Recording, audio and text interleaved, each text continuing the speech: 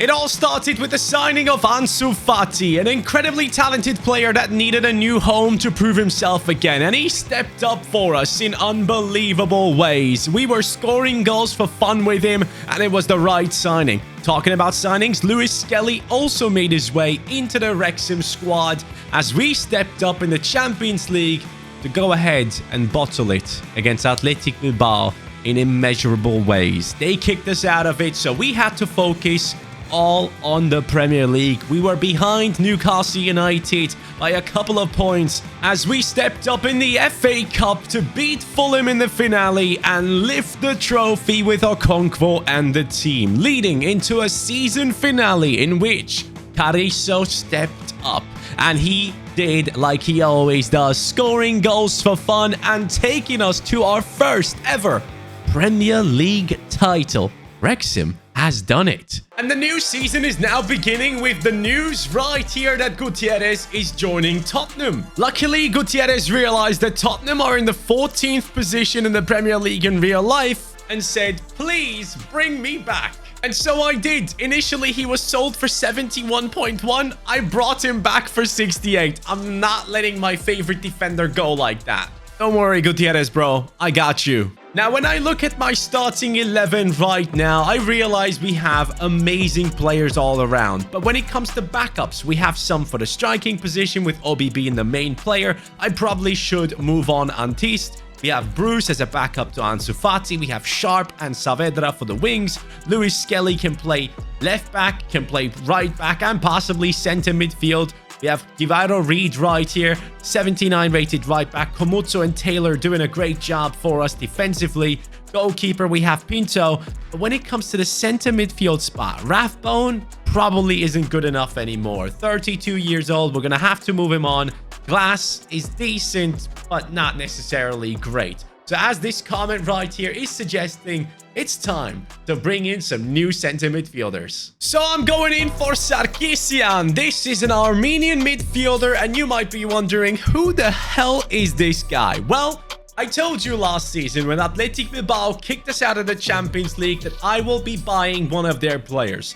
And that is exactly what I've done. I've paid 32 million for this 80 rated center midfielder who is now going to replace the likes of Rathbone in our team, which I'm very excited about. So Antist, I freaking love you, mate, but Obi is just better. So we're going to bring in Sarkisian, who has 80 pace, 81 shooting, 79 passing, 79 dribbling, 5'5", and no play styles. But that's okay for me. He's just 22, 80 rated, a perfect backup for the likes of Morton and Micklin, who probably focuses quite a bit on attacking. I mean, in a cam position, he can play. He possibly could even play as a striker, to be honest with you. But then again, he was 5'5". So, hey, new signing into the team. So now, Antis, thank you for everything you have done. Obi is here to take over. Take care, buddy. This was actually part of the suggestion within the comments. Nico O'Reilly, the new Manchester City talent that has saved them a couple of times, is now joining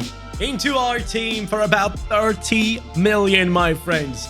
I am assuming that this guy will have much higher potential soon, but he comes in as an 80 rated center attacking midfielder, standing 6'4" tall and the playstyle of acrobatic. But ideally, I don't want to use him as a center attacking mid because we have Fati, we have Bruce. I actually want to use him in that center midfield spot where it's only a -1 drop off. So I'm going to go ahead and change his position. But Nico O'Reilly, welcome to the team. Sarkisian and O'Reilly, those are the transfers I'm making. Back in the day, insane transfer offers could get me to negotiate. But right now, we have gotten an offer for 49.7 million. Basically, 50 million for Reeve, our left back. But on top of it, they want to give me an 88 rated Hakimi. Normally, I would say, yeah, let's go ahead and negotiate. But we are now a Premier League title holder, qualified for Champions League football and aiming for that trophy. So I'm not even going to negotiate. And the same goes for Renato Vega. They want to sign him for 109 million. He is going nowhere. By the way, Stasin is still 95 rated. He's worth 198 million. I just can't sign him. It's impossible. Well, now let's start off this new season. Newcastle United is our opponent in the Community Shield, a team that has made it very tough for us to win the Premier League title last season. And I'm already sat here wondering, who is it going to be this season that we will be competing against to go ahead and win the Prem? But this season, my biggest goal and the biggest and ultimate goal of this Wrexham career mode is, of course, winning that European title, that Champions League trophy. Any other trophy that we win along the way is a bonus for me. We have built this team up from League One into a Premier League title winning side. We need to make that last step happen. Gordon whips the cross towards Reeve. Bicycle kick. My left back can do that too. Ansu Fati, lovely. Some people were suggesting to play him as a shadow striker. I gotta tell you guys, having him a little bit deeper on the pitch has been exceptional. And talking about exceptional, Carrizo, this season, please, don't be just a second half hero. Do it all the way throughout the season. And if he does do that, maybe, just maybe, we can get Carrizo to win the Ballon d'Or. That, for me, now is going to be one of the biggest goals of the season as well. Ansu to Carrizo. Carrizo across to Anthony Gordon. Gordon into Carrizo. The Trivela! I still haven't changed the playstyle. But, actually, as we are at this stage, who should I give a playstyle plus to this season? Let me know in the comments down below who you believe deserves one for his performances last year. It can't be Carrizo. Has to be someone else. Carrizo, off we go down the left. Carrizo finds Anthony Gordon. He wants to score against his former team, and he's not able to do so. And by the way, I was just thinking about the whole Gutierrez situation and the fact that he went over to Tottenham. It literally just comes down to an error of mine, not realizing that he had a release clause in there. Otherwise, I would have normally just gone ahead and extended his contract. So I hope you guys are not mad at me for keeping my favorite defender in the team. Even though, yes, it's not the most realistic thing, but at the end of the day, it's a game and I'm trying to enjoy myself. Now, let's start the new season with a clean sheet, please. Ref, blow the whistle. Give me my first trophy. Oh, no. I just skipped it.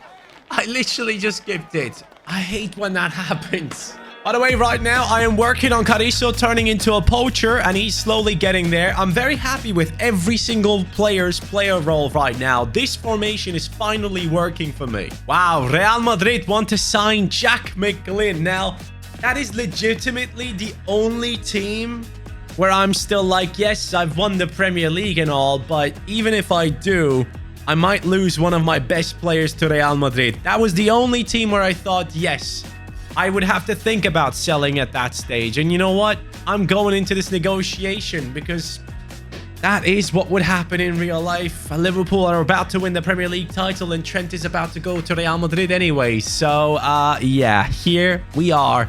McGlynn, he is worth 79. Give me 110. And I think that's only fair. Yeah, I think so. 110. Is it happening? Please no. Please no. Oh no. Oh yes, actually, it's all good. He didn't accept. Okay, I got that one wrong. I'm very happy I did. Ancelotti, goodbye. Other teams are still going for the likes of Renato Vega. I'm going to keep rejecting this. But again, if Real Madrid come around, or maybe even Barcelona, I might think about selling. First Premier League game of the season against Everton is a draw. Can we turn the boat around in the second game? Well, yes, we can. 4-0. Carrizo is a wanted man. Arsenal wanted him for 141 million, and now Brighton does the same. But they will suffer the same fate. And with that, the transfer deadline day is over. Now we're running towards the first Champions League game of the season, winning against West Ham. And against Southampton away, I'm expecting nothing but a victory.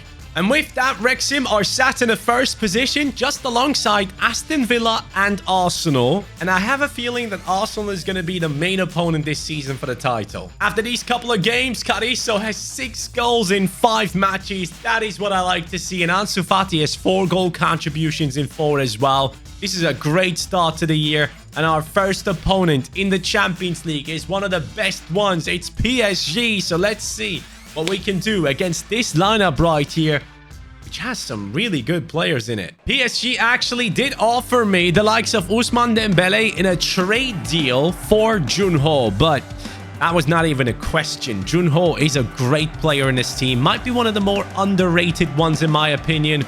He always is Mr. Consistent for me. I know exactly what I'm getting out of him in every game I play. Oh, PSG is starting off strong here. Can't get across or Kung Fu. Appreciate that, mate. Gutierrez steps across. Gets us moving forward. Ansu. Down the right, we have the likes of Junho making runs. Junho. Dribbles past one. Plays the pass. Ansu. Gordon. Golasso offside. Good start, though. Now, obviously, we have won the Premier League title, but the big question for me is, can we keep up with the big boys? Can we match up against Real Madrid, Barcelona, all these teams that now had years to make their team stronger as well? PSG, bottle it with this attack. But man, we lost against Athletic Bilbao last season. I don't know how it's going to go this time. Good pass, McLean. I love that. Junho, even better. Carrizo takes it across onto his left foot. He might have to take this with his right. Make that 7 goals in 6 games. The Argentinian is clearly coming for Stasin. Stasin, I hope I'm going to face you in the Champions League. Inter, come on then. What the hell was that? De Carvalho, what a freaking name. Here comes PSG. Are you kidding me? Whoa! Relax. Okay. PSG actually might deserve a draw here. Oh, come on, lads. Please. Okay, it is a draw right now. 62 minutes in. De Carvalho gets it. I mean, Carrizo had it under control for a second, but his first touch wasn't good. It's 1-1. Junho, he's through. Straight counter. Ah, come on. I should have put more power behind it. For some reason, I wanted something like a low driven there. Anthony Gordon tries again, and we don't get lucky. And now the new center midfielders are getting their debut with 19 minutes to go. Oh, hello. Switch players. No. Yes! No! Get the freaking ball away! What is happening? Okay. What was happening there? Well, that might just be it, lads. We are not going to be winning against PSG, and that once again is an eye-opener. We might be having our way in the Premier League, but Champions League is different gravy. A bunch of our players have luckily gone up in their ratings already. Gordon is on an 88, Carrizo is the same, Junho up to an 87, Fati up to an 85, and still growing, so we're going to get him past that 86 at least. Both of our midfielders look very solid, and defensively, Gutierrez has gone up to an 86 since his return. Talking about 86, Bruce has done the same. Up next is Brighton in the Premier League, and we win 2-0. After that, it's a matchup against Arsenal in the Carabao Cup. I'm hoping we lose, and we don't. I'm not too sure. Against Wolves away from home, 4-2 victory. Villarreal in the league is resulting in a win, 3-1. Spurs right after that is a loss. Now, that draw that we had against Arsenal, apparently we went through on penalties, so GG, Arsenal was kicked out there. But in the Premier League, now that we have suffered our first loss, Arsenal is right on the same amount of points. Our goal difference is just much better. So right now, I'm feeling confident about our attack, which is a good thing. We've scored 17 goals, they have 12. In the Champions League, Stasin and Inter are just one position ahead of us. I really hope we're gonna match up against them. Before we do that though, first of all, Brentford in the Premier League is a 2-1 victory. And now we're facing Athletic Club. My friends, it is time for revenge. This team has kicked us out of the Champions League last season. Konate, Romero, El Hilali, Merlin, and Tolakis in defense is outstanding, by the way. Kingsley Coman only on the bench. That's how good this Athletic Club team is. And I really want to beat them from the bottom of my heart. And in this game, we probably should be subbing on Sarkisian. I probably should have even put him into the starting 11, to be fair. But hopefully, with now Carrizo learning how to be a poacher, learning that player role, I'm thinking that our team will just continue performing better and better in these gameplay sessions. Hopefully by the end of the season, I can have every single player on plus plus for whatever player role they're playing in our team. Fati does well to hold on to it. McGlynn gets completely wiped out. I mean, come on, referee. What are we doing out here? I gotta tell you, this Athletic Bilbao team is something special. Thank you very much. It's Moulton, I believe that was, with the crucial tackle here. Ansu Fati gets taken out. I mean, at some stage, you have to give a red card. I've been taken out like 4 times already in this game. It's a red! Finally!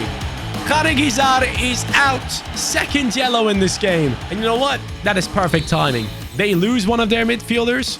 We bring on Sarkisian, one of their midfielders of the past. And defensively, I don't like the stamina on my players here. Good ball. Even better. Carrizo on the volley. Tolakis easy pickup. There is Sarkisian. That is one of theirs, bro. What are these tackles? Seriously? How is that not a red? He's 2-footing him. Athletic Bilbao must genuinely hate us. Otherwise, it doesn't make sense for them to go ahead and put those tackles in. Oh, Bruce, it was perfect. Just score, man. Bro, if I lose to a 10-man Athletic Bilbao team, I'm going to be fuming. It's actually exactly what happened to us last time when we played against Athletic Bilbao. A last-minute goal to rip my heart out, throw it on the floor, and stomp on it. Carrizo, can you do something about this, please? We don't have much time left. He can't get the pass across. It's done. We have lost this game. Athletic Bilbao has beaten me with 10 men. So after that loss, let's try our luck against Fulham in the Prem. A draw. Okay, but maybe against Bournemouth in the Carabao Cup. Okay, we win, which I actually don't want. I want to get kicked out of it. Against Leeds United, well, it's another victory. Can we beat Genk in the Champions League? Is that a possibility? Oh, thanks. Look who it is, lads. City, Villa, Man United are now ahead of Arsenal, but it's only a 3-point gap to them. And our next opponent is actually Aston Villa. This is coming together as a very interesting league table where United hasn't lost a single game. Interesting. Top scorer in the league right now somehow is Fabio Silva. How the hell is that a possibility? Where is Carrizo? He's on 5 and 8. Okay. He has lacked a couple of goals lately, but he assists. It's McGlynn on 3 for us, but for the league, it's Šeško. Šeško doesn't assist. So, Aston Villa, you want to lose, huh? Let's do it. Sees the run of Carrizo. I mean, surely he can't find him that easily. They bottled it. They really did. The defender got scared from the presence of the Argentinian striker. And so does Anthony Gordon. Someone said in the comments that apparently if you double tap the cross, it works. Okay, the cross worked, but the finish didn't. Okay, double tapping. Thanks, mate. Here we go. Junho looking for Carrizo. Won't find him, but Carrizo, dude, this defender is a shambles. How did he just get past these lads? And then how does he miss that? That's the bigger question, really. There he is again. And this time, he gets a pen for that. You know what? That's not nice. Ref, you are giving me a bit too much here, but I will take it. Carrizo is the one to take the pen. 66 penalties on him. Oh, no. Okay, that's my fault. Let's show them what they get for taking me down like that. Carrizo! Oof! The power was great. More accurate than your penalty. Ansu. I don't know how you held on to that. Carrizo! Low driven. Golasso. 2-0. Aston Villa go home. The game ends 2-0. The question is, can the team keep up the good form against Chelsea? Well, it cannot. Against Galatasaray in the Champions League, we do lose 3-1. And that has me wondering, where are we sat in the league table in multiple competitions now? In the Premier League, 27 points ahead of Manchester City, and then it is Arsenal in 3rd. But as we go across to the Champions League, we are 18th, lads. That is nowhere near good enough. Our next couple of games, we have to win for sure. Can we make it into the top 8? Passable if we win the last remaining all of them games, but I don't know. First of all, we're going into a tough schedule. Arsenal, 1-1 draw, and just a couple of days later, it's Burnley, and against them we win, luckily. But then we're facing Manchester City. Manchester City just 1 point behind us, and that obviously means that this is a game that we have to jump into ourselves, and I want to see their squad. So City, still with Haaland, Foden, Gavi, of course, why not? Bremer, okay, Hato at left back, Unai Simon in goal, Rafinha on the bench. Yeah, why not? The guy's possibly going to be winning the Ballon d'Or. Put him on the bench. Now, I think this game is going to be quite pivotal. If we go ahead and lose this one, City takes over and becomes first in the league. And on top of it, we have all the pressure coming down on us through the Champions League. I don't want to play in the playoffs in the Champions League. I want to avoid that if possible, because somehow big teams will end up there. And if we can avoid them, that'd be great. Gordon gets across. Haaland plays it. Gavi strikes it onto the post. First one for City. Oh, come on. Oh, no. Ref. I'm saying ref because we're in the 48th minute and it says +1. I mean, come on now. Nice one, Gordon. Dribbles past one. Plays a beauty of a pass. Carrizo takes it onto his left and should have brought us back. Mate, I can't do it. I have actually been beaten by Manchester City. That now officially has put Manchester City into that first place, 2 points ahead of us. Wrexham might be at risk of losing control of the league. And now I would actually say that the starting 11 and the players have been great. Like, I have absolutely no issue with any single one of my players. I think they're performing really well. And I've just noticed one trend. In the first half of the season, when you play this game, you have rain, you have snow, you have just bad weather impacting your gameplay, which I really struggle with. Like, rainy pitches and the way the ball moves so slowly, I cannot deal with it. But every time we go into the second half of the season, you see players like Carrizo step up. You see my best attacking players perform to the maximum level. But it is probably because the pitches are dry and I'm able to go ahead and just do all the skill moves, the dribbles, the passes, everything so much quicker. I know this sounds like an excuse, but I think I found why I'm struggling so much in the first half. And now guess what? Our Champions League opponent is this Leipzig lineup, which has Pacho, Tchouaméni, Camavinga, Ekitike, Nusa. I mean, that team is going to be great. On the bench, they have Wharton, Seiwald. Yeah, this is going to be tough. And for us, we have to actually go ahead and change things going into this game. We will have to put in the likes of course, Bruce comes into the team. And in defense, I'm going to take out Buongiorno and play Taylor. And guess what? It's not raining. It is not snowing. I'm winning this game 100%. Bruce. Gordon is open. Hits it onto the crossbar. Good try, though. Carrizo. Over Pacho. Into Gordon. Yes! Incredible attack. And I told you, once the pitch is just normal, I'm winning games again. Anthony Gordon. Into Bruce's run. Bruce puts one on the floor. I don't know how that just happened. Crosses it over to Carrizo. 53 minutes in, Bruce gets an assist, and this time the Argentine scores himself. And that should be Leipzig done, and yes it is. It's time to get to the January transfer window. Wrexham against Liverpool turns out to be a draw. Can we finally please lose in the Carabao Cup?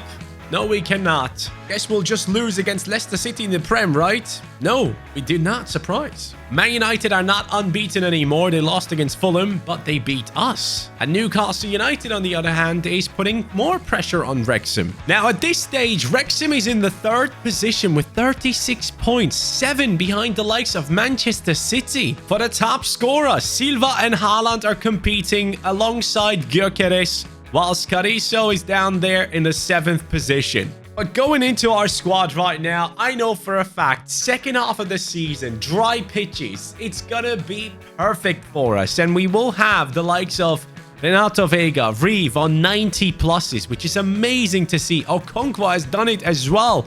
I mean, Bruce has overtaken Ansu Fati in terms of his rating, not in terms of performance. Yes, he did get an assist, but Ansu is the man for now. But Cariso, once he's back from his injury, we can go ahead and try our best in the remaining competitions. Now, Champions League-wise, let's go across and take a look at the league table here once more.